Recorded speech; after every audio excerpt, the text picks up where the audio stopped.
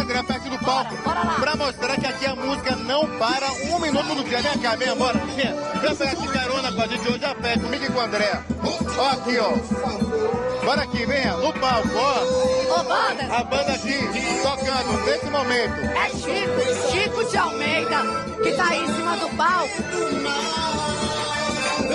Então bora ver um pouquinho. Chega pra cá, meu amor.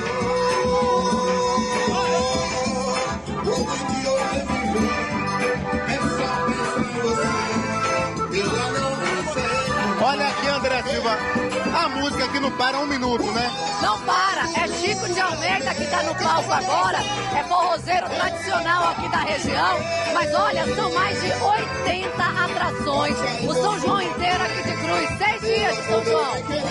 Bora lá com essa coisa rapidinho? Bora aqui, bora. Ao vivo aqui no Bahia Meio Dia, venha. Já estamos no palco.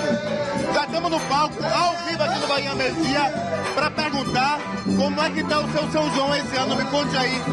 Amigo, em primeiro lugar, uma boa tarde, todos os ouvintes da TV Bahia. É muito bom, maravilhoso, esse povo maravilhoso aí. Eu já venho hoje no segundo show, graças a Deus. Fiz um pela manhã e agora o segundo show. E à tarde vai ter Dias d'Ávila. Maravilha demais, maravilha. São João de Cruz das Almas da Bahia é o melhor que tem. E tem Deixa eu mais falar com pessoas aqui o também. Chico. Ô Chico, fala pra gente como é que é fazer São João em Cruz das Almas, com o tradicional forró aí da sanfona pé de serra. É a coisa melhor do mundo. Dos maiores São João que tem, né, na Bahia, Cruz das Almas. E é um prazer estar aqui tocando e ser entrevistado por vocês. Você é filho daqui da terra? Sou de Conceição do Almeida, mas tenho 28 anos que estou aqui. E essa relação com a sanfona vem de quanto tempo?